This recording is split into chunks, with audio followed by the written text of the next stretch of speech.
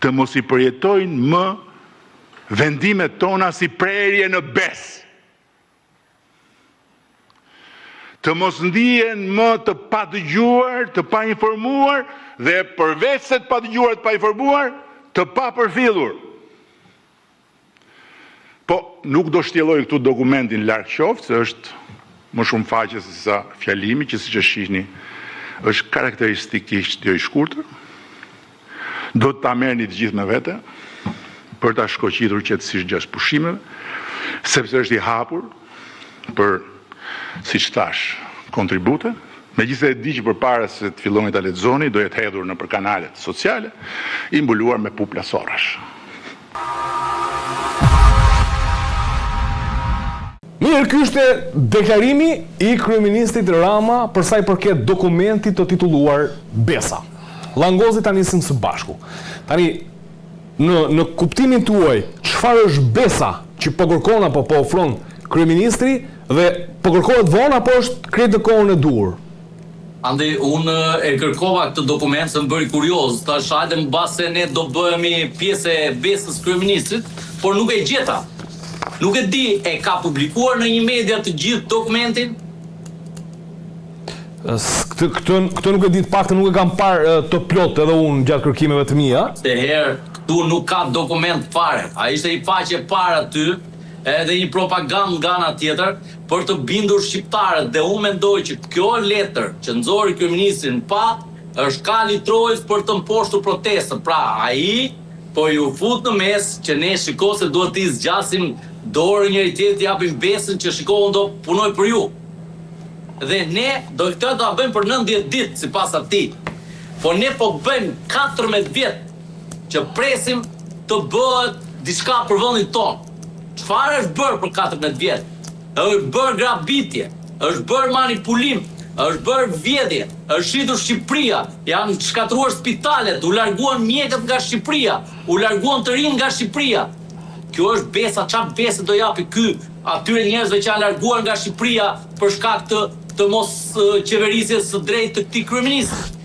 Çfarë Bese do t'i japin atyre që kanë krijuar familje në Europë? Çfarë Bese do t'i japin trurit të kombit shqiptar që është marrë nga Europa dhe nga bota? Ne kemi mjekët, mjekët tani ka Gjermania punojnë atje. Ne nuk i kemi, e kishim pasuri kombëtare. Pasuria jonë kombëtare na e morët. Për shkak se nuk ishte qeverisja dur. Ne kemi shkatrim sistemi drejtësisë. Ne kemi shkatrim në çdo fushë. Atëherë çfarë Bese do t'i japim ne kur një qytetar nuk merr të drejtën e vet të pensionit dhe rri 20 vite në procese gjyqësore? Çfarë do t'i japim Besë ne kur një gjyqtar patronazhist i rrëzon të drejtën e pensionit një kooperativisti? Sepse kështu e ka uzuar fryma e partisë. Ne kemi gjyqtarë dhe prokuror partijak sot, që komandohen si telekomand nga kryeministri. Dhe ne nëse nuk do kemi drejtësinë, ne nuk do kemi më shtet. Drejtësia përfundimisht është e kapur nga shteti, nga qeveria, nga kryeministri. Dhe ne nuk mund të pretendojmë më për Besë, sepse Besa nuk është kryeministri, po është drejtësia. Sepse kur ai kryeministri e shkel atë marrëveshje që ka propozuar, do shkojmë gjykatë. Edhe kur nuk kemi gjykata, ku do shkojmë? Kur ne kanë zaptuar gjykatat, patronazhistët, persona që kanë shërbyer pushtetit, si Ina Rama me kompani që kanë dalë atje pas lloj procedure u bën gjyqtar. Dhe ne nuk mund të pretendojmë për Besë, se na nxjerr kryeministri një fleta 4 me ngjyra e duke na thënë ja ku e keni dokumentin. Duhen prova. Po mirë tani, avokat, a mendon se është një strategji e mirëfillt e qeverisë e cila pasqyron reflektimin që ka ardhur nga protesta e këtyre afro 2 muajve, apo është strategji që sigurisht pushtetet kërkojnë për të mbajtur në kontroll situatën? Tu kemi kalin e trojës dhe nuk duhet ta besoj askush, se kryeministri po mashtron, është duke ju dhënë diçka, një letër A4 dhe shko sa tallë se është kjo. Se çdo lloj projekti publik, çdo lloj udhëzimi, çdo lloj projekt që mund bëjë qeveria, duhet ta shohim ne, bëhet publiku. do ta di publiku. Është dakord s'është dakord, kush është ai pa konsultim publik. Ta nxjerrë atë ç'a mendon, ta nxjerrë, ta marrë vesh ç'a do bëj ky për 90 ditë, se pas ka shkopin magjik që për 14 vjet ka vjedhur dhe për 30 ditë, 60 ditë, 90 ditë do bëka Shqipërinë. Kush e ha këtë? A e besojnë më shqiptarët një gjë të tillë? Nuk e besojnë. Sepse një pa besë nuk mundet kurse si ti besojmë se po na jep besë. Një kryeministër që përdor një fëmijë autik, nuk mund t'i besojmë që do bëj Shqipëri. Nuk i beson njeri. Dhe unë mendoj, nëse do jetë një karem për të ulur ritmin e protestës, është e gabuar. Sepse nuk mund ta shikojmë kryeministrin ne të bëjë autokritik kur ai është përgjegjësi numër 1 për çdo lloj grabitje në Republikën e Shqipërisë. Nuk mund t'i besojmë ne autokritikës së një kryeministri që ky kryeministër bën mbledhje me grupe kriminale, që jep 60% të lejeve grupeve kriminale, leje të ndërtimit në Shqipëri. Si mund t'i besojmë ne? Nuk ka best për mendimin tim. Nuk ka best. Po u mendoj që mendimi im është i gjithë shqiptarëve. Të gjithë shqiptarët nuk kanë pensione, nuk kanë ilaçe skaduara, nuk kanë shtretër spitale, nuk marrin shërbim. Qa besë, si do t'i bëj ky gjithë to për 90 ditë? Dhe kur ky i bëga për 90 ditë gjithë to veprime, pse si ka bërë për 14 vjet? Kush ka qenë arsye? Glabrimi që ka bërë Shqipërisë. Qa do t'i bëj? Bishporës që është bërë me dokumentat falsifikuara dhe sot e kësaj dite nuk veprohet. Nuk e jeton as prokuroria posaçme, as qeveria, as kush. A e shtapur një proces për paveshmërinë e marrjes së atyre pronave nga avokatura e shtetit se ka detyrim, po bëjmë mbi 60 ditë protest. Që protestohet për Zvërnecin, protestohet për Bishporën, protestohet për pronat e grabitura. Kemi një padi, kemi dëgjuar gjë që të hapet një padi për Zvërnecin. Jo, pse? Sepse aty janë grabitja që të dyja palët politike i ka bërë vend spaku, për çështjen e Zvërnecit ka planuar publikisht SPAK që ka një hetim të mirëfill sepse mediat ndërkombëtare gjatë kohës që nisën protestat, i kishin dërguar pyetje masive avokat, CNN-i në Londër, The Times-i, edhe e pranojnë që për çështjen e Zvërnecit ka hetim të mirëfill, për Sazani dhe për Kushneri nuk ka sigurisht, po kjo pjesa tjetër duket se po hetohet. Se ku do shkoj hetimi deri ku arrin pikat që kap këtë nuk e dim ne. Këtë e din ata burrat që kanë ndorë këtë dosja. Dhe për to besoj bjem dakord avokat. Qofse do ketë hetimi është bërë. Besoj Karanja e di shumë mirë që prokuroria e Tiranës ka një dosje eksploziv që mund të minojë jo vetëm Zvërneci, po gjithë Shqipërinë, gjithë pronat e Shqipërisë të grafitura. Ka mbi 2000 përgjime që kanë dalë zyrtarë shqiptarë për mënyrën se si manipulojnë pronat. Po a intereson prokurorisë posaçme kjo gjë? Jo, pse? Sepse është në lojë sistemi bankar shqiptar, që mund të nxjerrë gjithë pisliqet e atyre prokurorëve që janë mbuluar në proces vettingu në bashkëpunim. Pra ne këtu kemi një sistem korruptiv nga prokuroria deri te përfituesi pasurisë, sepse përfitues tu kemi sistemin bankar, kemi personat veshur me pushtet, kemi kryeministrin që ka fshehur lekët nëpërmjet personave të tjerë, kemi ish kryeministrin e mëparshëm. Pra ne këtu kemi bashkëpunim. Dhe nëse do kishte vullnet që Zvërneci po hetohet, do të ishte sekuestrohet,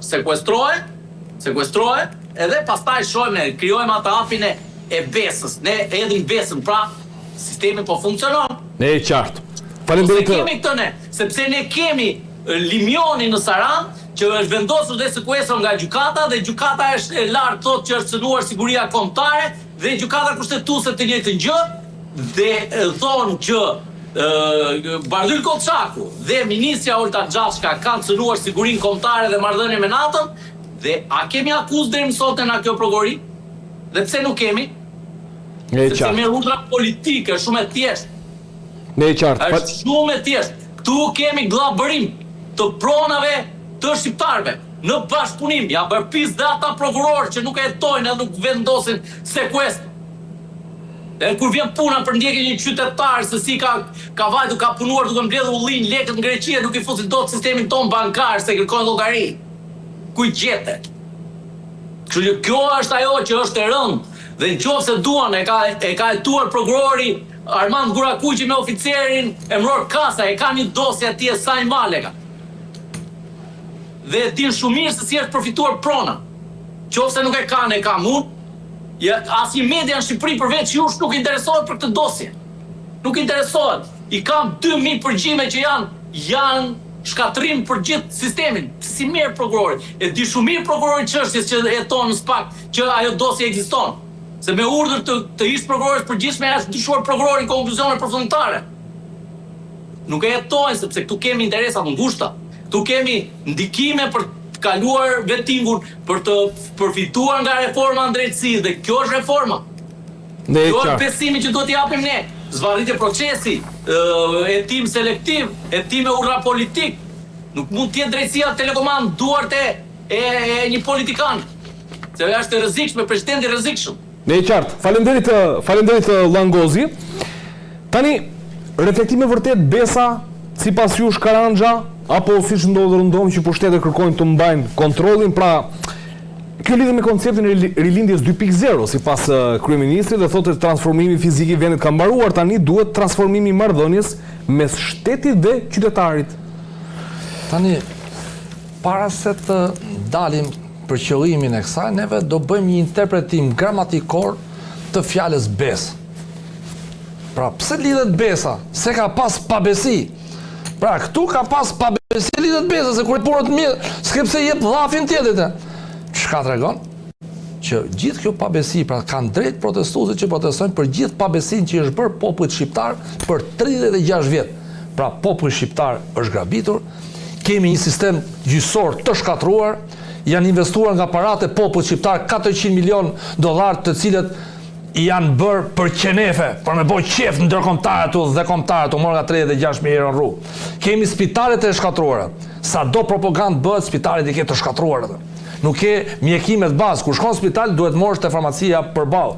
Ke rrugët me çmim të lartë. Ke patronazhistët në vende pune kryesore. Të provuara këto në vendime penale. Konkretisht, Daniel Shima, po marrin te Akshi, nga shofer u bë zvënës drejtor. Drejtoreshe postës në Durrës. Pra si u vun këta njerëz? Kemi drejtorin e rrugëve që është në Burg për rastin e dosjes Ballugu, zotin Berberi. Pra kemi të gjithë personat të vendosura në vende pune që janë patronazhist. Ose janë personat të cilët i vën shefi aty dhe bajnë burgun. Pra i vën bo 5 vjet burgun dhe e bajnë burgun këta. Absolutisht këto gjëra duhet të ndryshojnë. Shqiptarët janë vjedhur, janë grabitur, vendet e punëve, sidomos në vende tilla kryesore, duhen profesionist dhe jo patronazhist. Sepse këto i kanë larguar Shqipërisë, e kanë larguar gjithë shqiptarët që i kanë larguar. Pra, fakti që ka çështje penale dhe titullarët e tyre po procedohen penalisht, tregon që në vendet e punës në Shqipëri nuk vjen profesionist, po vjen hajdut. Pra, qëllimi është i shtetit është që të vej sa më shumë hajdut që të vjedhin sa më shumë. Lidhe me procedimin penal që tha dhe zoti Langozi, po është e vërtet, SPAK-u duhet në mënyrë të menjëhershme të tërheq nga arshiva e Lundrës procedimi penal numër 3146 të vitit 2008, sepse përgjimet nuk janë azësuar, pavarësisht se është urdhëruar me vendim gjykate. Ti bëj transkriptet, ato po transkriptojnë skaj ECC-n që kanë besim tek të huajt, dhe kur vjen puna tek çështjet tona që janë grabit pronat, SPAK-u fle gjumë. Duhet çohet nga gjumi, shkoj ta marrë atë dosjen. Nëse i ka hyrë çështjes së zvërnesit tamam. Nëse si ka hyrë, merret me çështje jo bleu ky para droge bleu atje. Neve kemi prioritare vjedhjen e pasurisë të kombit shqiptar. Dhe paratë e drogës janë veprimtari e palishme, por duhet merret me kush ka grabit pronat, kush ka vjedh tokën nga pish poroja që thot Langozi. Çdo studio Langozi që ka folur por studia juaj është që duhet përgëzuar, është ata që nuk i censuron gjërat dhe thot të vërtetën. Kush i ka grabit pronat e Bregdetit shqiptar? Është ajo dosje shkon e merri. Nëse doni me zbardh, nëse doni me bë fjalë gjëra të tjera, vazhdoni vendime nga 800 faqe që si lexo kush. Ata ka SPAK-u ndorur, domethënë e ka lehtësim procedurale për ta bërë. Çfarë lidhje ka?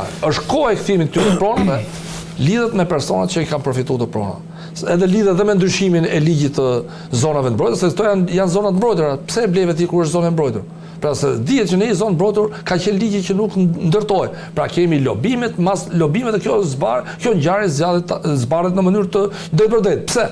E lidhen dhe kemi diskutuar edhe herë tjetër. Ligji për zonat e mbrojtura bën nga Ministria e Bujqësisë, nga Ministria e Mjedisit, nga profesionistë.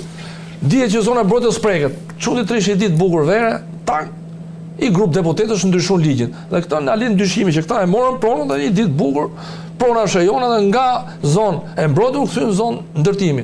Pasuria të shkojë aty ku i takon. Qofse është pronë shqiptarëve, merret pronë shqiptarëve.